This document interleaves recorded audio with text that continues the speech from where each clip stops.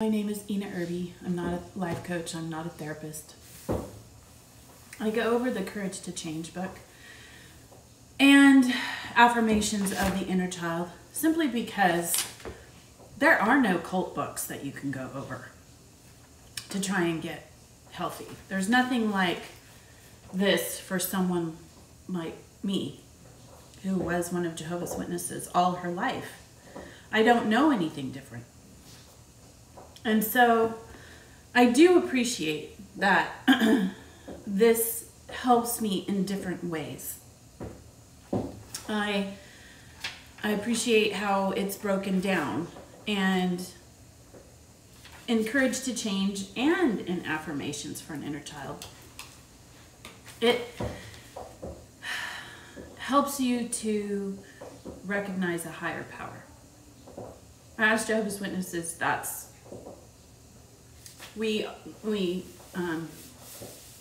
pray to Jehovah God as our higher power. And this didn't eliminate God for me, even though this is quite a tragic.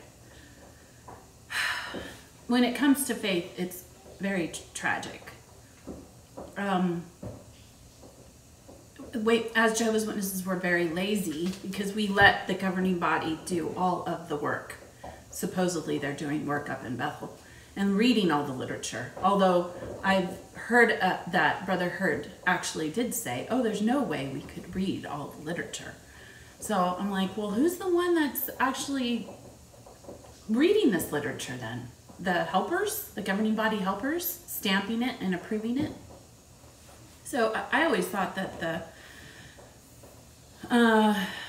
those 8 men were reading the literature, but it would be impossible between the literature and the broadcasting that you constantly have to review. Yeah, there's no way you could get it all done. So, it comes to the individual, the person, but we're not allowed to. We're not allowed as Jehovah's Witnesses to look outside of our bond volumes or our ExJW.org. So this is very new to me. This is exciting. And it's a little bit, it shifts my faith, right? It shifts me in a different way because I always thought what I was learning was truth. And it was God's word. And it's now I have a whole different perspective. And I'm realizing, and I've never been one for timelines and time. So I've always kind of lost portions of time.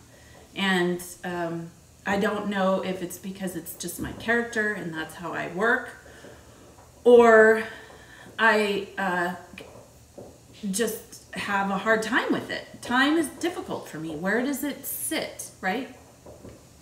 How do we calculate the flood of Noah's day and different beliefs in what is written in the scriptures? I linked an interesting a YouTube video that I found that a friend sent me today, and that was helpful. For the pyramids built before the flood, the Masoretic text versus the original Hebrew. And I love YouTube for that because you can go and do your research and follow that through. So you will have a debate. Oh, well, you can't trust everything on YouTube. But for the most part, you get some really neat people who are willing to share. And that's what I appreciate. Yeah, you're going to find a lot of biased individuals. They're going to atheism, right, versus Christianity. And now I'm trying to figure out where I stand, right, in Christianity as well. I find it very disturbing when I see fellow Christians willing to condemn other fellow Christians for maybe a different understanding that they have. So it's all very interesting to me, as I'm sure you're finding out if you're leaving, or if you have left, or if you've left for a period of time and just kind of dropped it and then are trying to get back what you feel you've lost, which we've lost a lot. as witnesses. We lose a lot. Our compass point is changed. Excuse me. I like Gabor Maté for that reason. He explains compass points and how as witnesses our compass point is very, it's just distorted. We cut our families off, and that's our culture. But we're told to cut our families off because they're not Jehovah's Witnesses. So our whole culture is taken away. And if we have problems like alcoholism or abuse of any kind, it's even harder to put together. It all kind of just is like a domino effect. It'll affect, one affects the other. So our spiritual ground is shaken as well as our emotional ground. And so that's where I'm trying to figure it all out. And I enjoy Gabor Maté because he still believes in Christ. And he will say it. He still believes. And I just find that fascinating because he's very well educated. I enjoyed this man. As Jehovah's Witnesses, they peer into the future saying that there's going to be a great destruction of the world. And if you were like me, again, raised in this, you believed it. You believed the things that are around you are part of the sign of the last days. But there are other people on the earth that are not religious per se, and they still see that the earth needs it needs some sort of transformation, that it has to change the way we view the earth and how mankind is being destructive to the earth. The importance of making sure that we do something about it. Otherwise, it's gonna continue in this. If this destructive pattern continues, it will eliminate humans. It will eliminate humans. So this is just from the standpoint of someone who is not religious and who has seen it for a very long time. And they were not Jehovah's Witnesses. That is fascinating to me. Martin Rees, on the future prospects for humanity. And he is an astronomer royal, and you can find him on YouTube. He's really interesting to listen to. And he even explains, if you're an atheist, you still need a theology explained. You still need you need some definition of your theology and how it's explained to people. So it's not something that's just that easy to believe. Christianity has that same point where, you have to see with eyes of faith. There are certain portions of the Bible that you just don't understand as a human being. I just find it absolutely fascinating to be able to now do my own research and pull what I like out of it and see what makes sense to me. Now that's up to you, whether you want to look at what I have to say, and you can read it on your own time. So I enjoy what I'm doing now, and I hope that you enjoy it too. I hope you find it a release.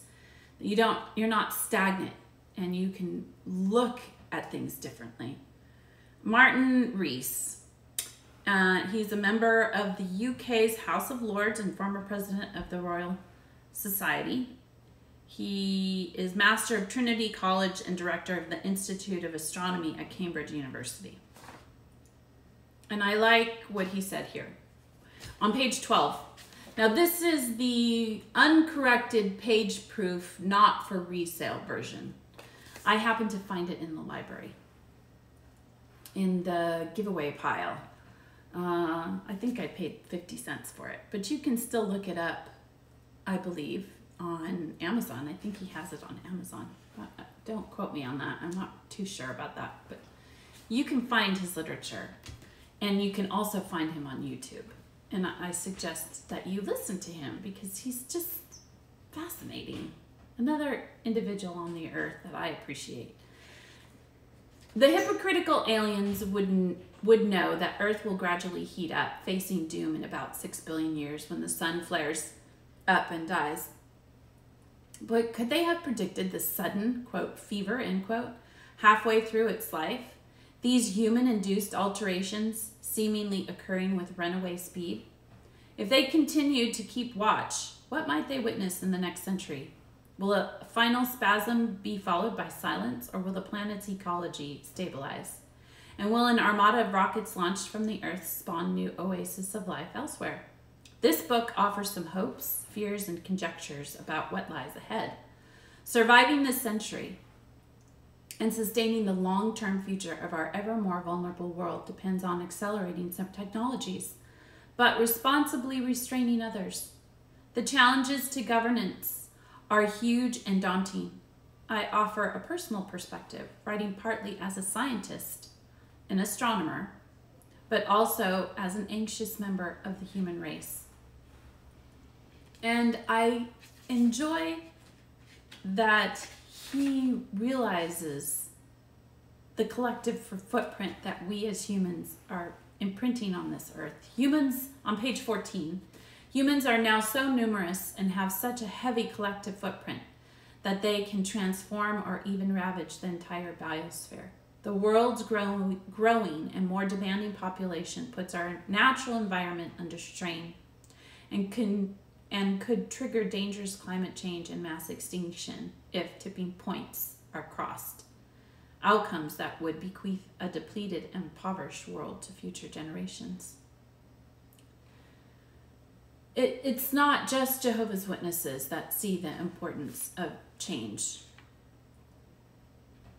And it is very disquieting when you look at the world around us and you think that if this is all the time that we have, which we don't have very much, then we do need someone to intercede in our behalf. And that's where I feel I cannot be an atheist. There's no way. I can't look at a one-celled item, a one-celled, one living cell, and be one-celled, and look at all the complexities of that one cell, and not think that there's something there that created that. It's just hard for me to believe that that is how we should think. I hope you find that Martin Rees is interesting to you as he was to me.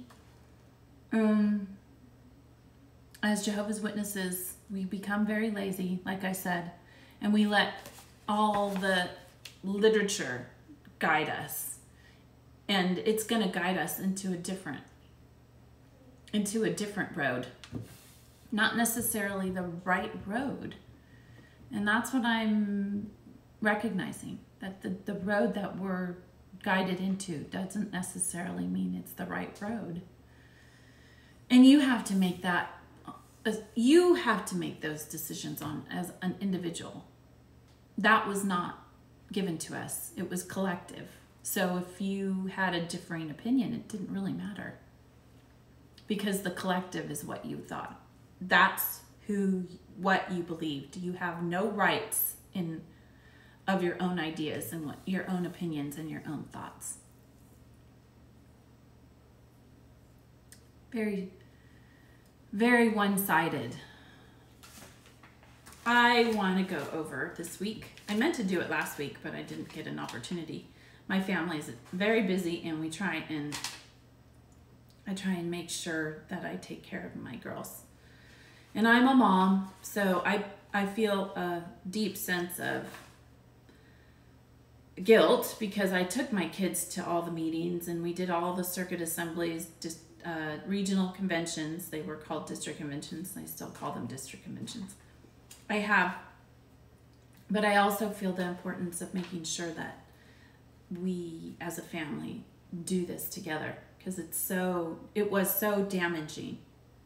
And that's where Gabor Maté comes in, is he explains a compass point. And because Jehovah's Witnesses take away the culture of their family members, when their kids become intertwined in this organization.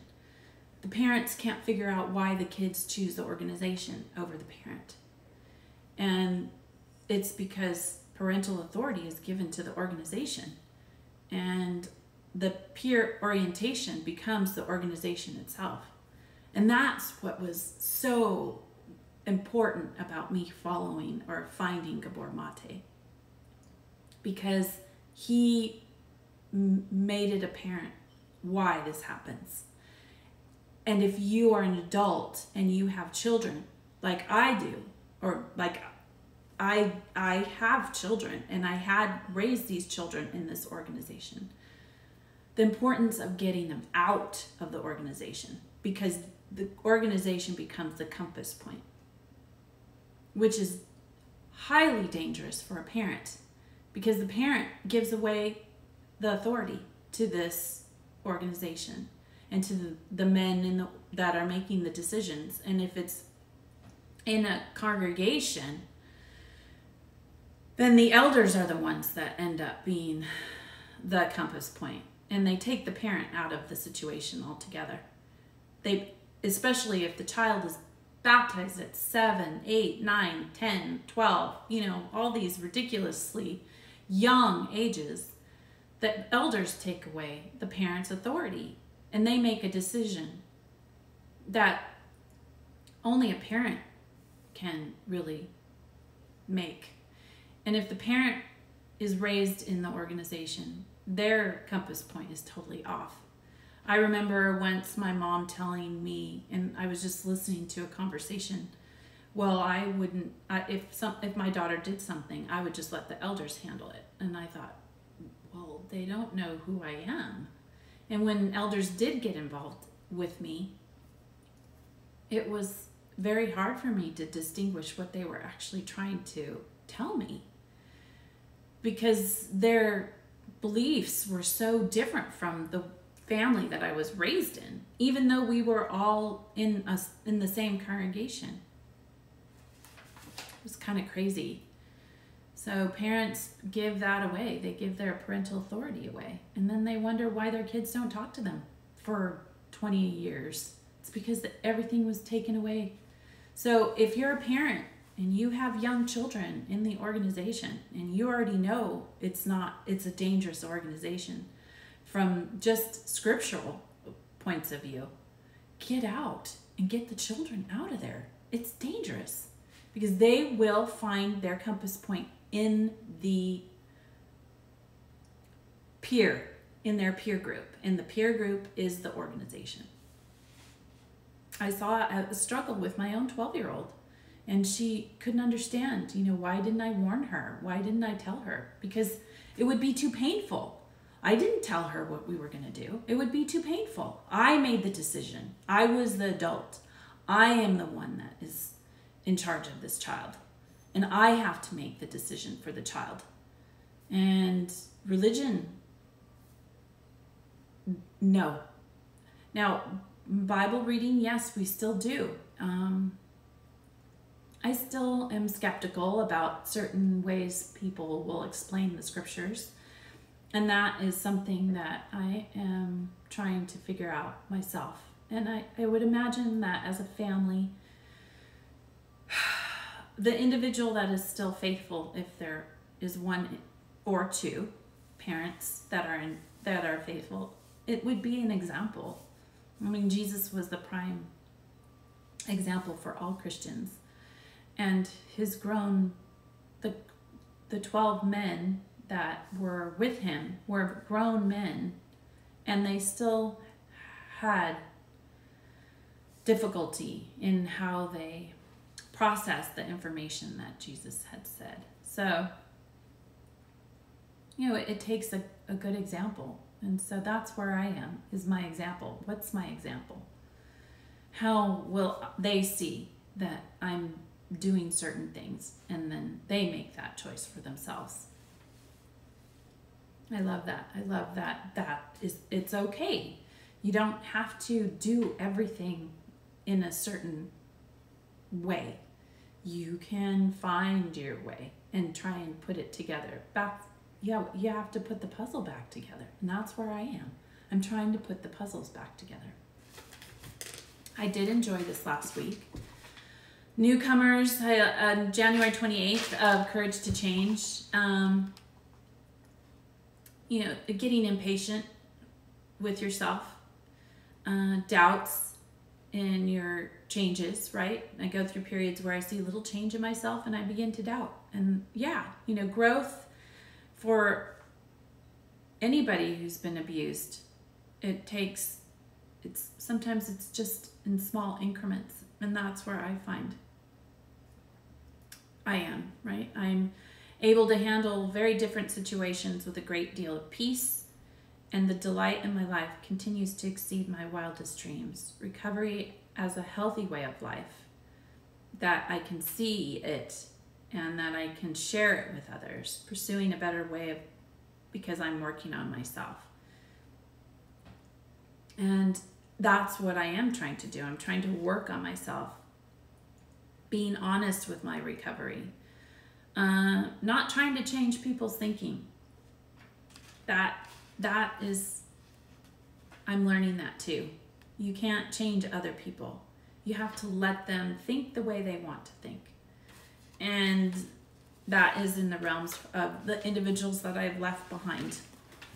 They have that opportunity and they can think that what they want to think. But I have a freedom that I'm not going to waste in this life to be able to go outside of my comfort zone and what I've been raised with and find out a different viewpoint. And that doesn't mean that I'm wrong. It just means that I want to see it a different way. Developing a deep mistrust of everything and everyone on January 30th. Yes, as Jehovah's Witnesses, you do have a deep mistrust of everyone and everything. So today's reminder on the 30th, it says, today I do not have to be limited by my old fears. And I don't have to follow every suggestion and take every offer I receive, right? But I can pray for guidance to choose what's best for me. And that is true as a family. I'm noticing the importance of choosing what's best for us as a family, because I don't want to go through this without them. At least being able to see it and allow them to believe that what they want to believe. And this way, not shutting them off. As Jehovah's Witnesses, you just cut them off. No, you allow them that human right. It's part of what they're given. It's choice. We're always told, oh, it's a freedom of choice. Whereas, yes, God gives us that freedom of choice, but Jehovah's Witnesses do not have those choices. They are taken away. And so educating oneself is very important. To do it, to educate yourself, and you shouldn't be afraid to do that. Education was something that wasn't allowed for slaves under my bondage and my freedom. As soon as the masters found that they were reading, it meant that the slave was no longer going to be a slave. And the lack of knowledge was soul devouring. And a slave was going to be a slave for life if there was no education. They were going to stay that way. And I don't believe that we don't have to do that. As Jehovah's Witnesses, we were under the pin, and we put ourselves in that confined space. And you don't have to do that. You don't have to put yourself in that confined space. So yeah, it's pretty exciting if you can just go through not being afraid, get through that and not be afraid to take your children out of the organization. with fear of family getting upset. Yeah, that's crazy. January 27th, I'll go through what I liked here. Under affirmations for the inner child, self-esteem, I can let go of the need to be self-critical and focusing only on my defects, right? Because we're wonderfully complex individuals. And that's true. As all of us are different. No one is the same. Sometimes things hit in a different way. Sometimes things will hit you in a different way, whereas others, it won't matter to them.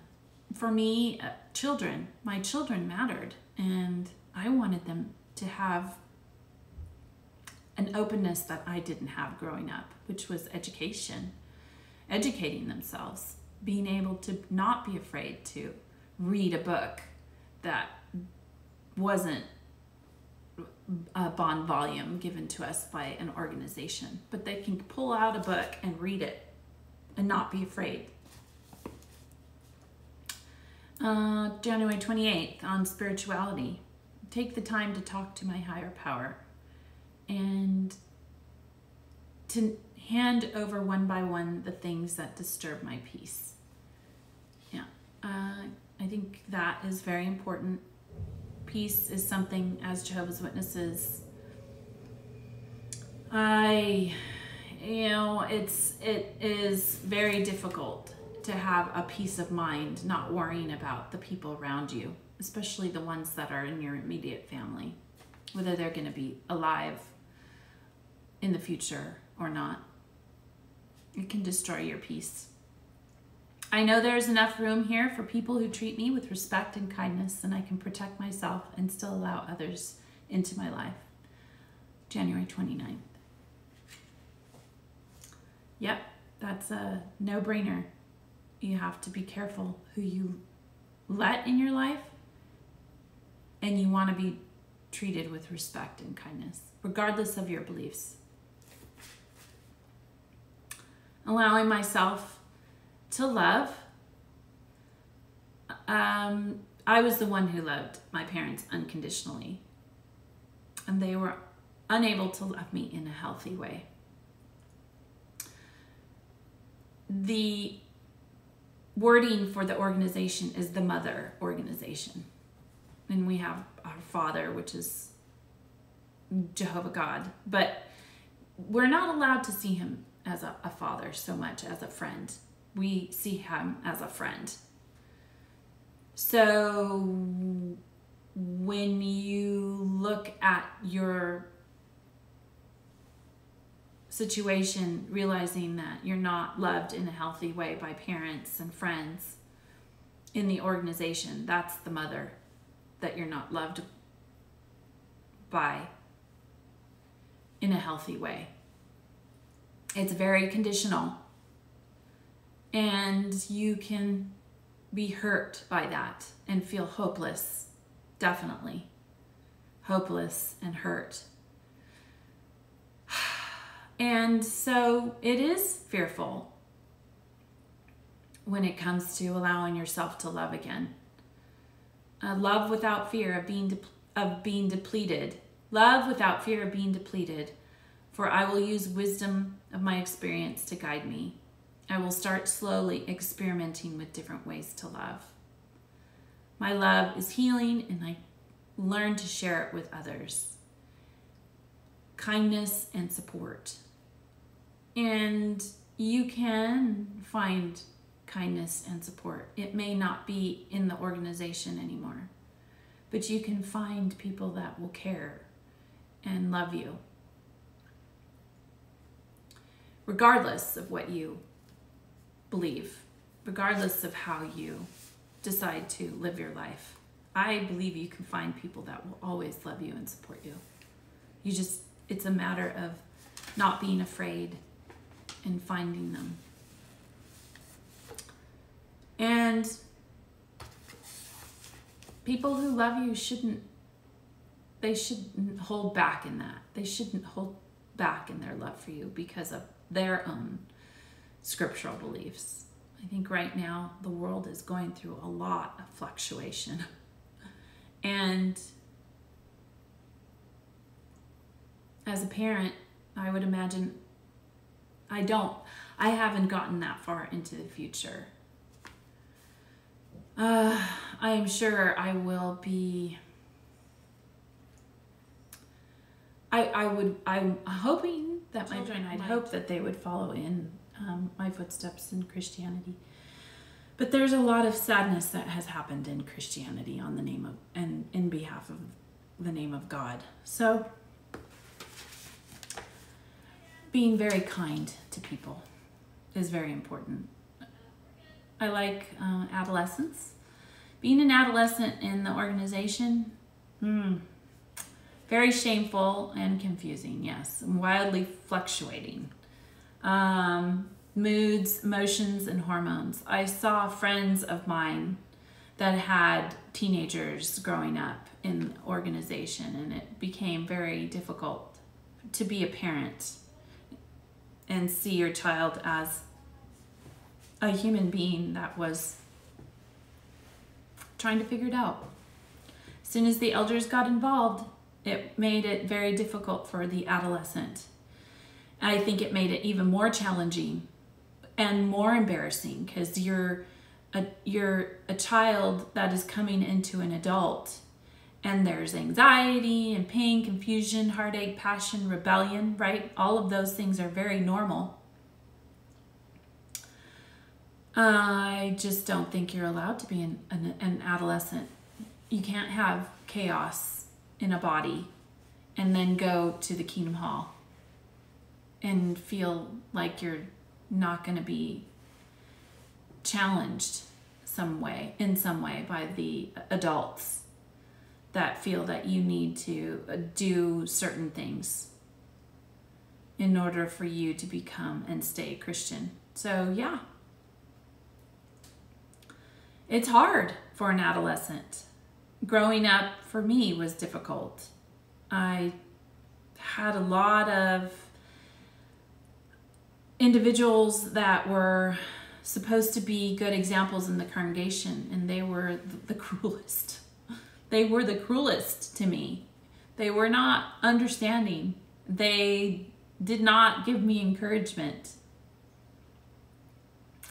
as an adolescent. And it became evident through time that that was their personality. That's how they were. As I grew up and around these individuals and saw them. And it didn't, because they were so judgmental of adolescence and in this period, this crazy period of time, even for their own children, they were not understanding.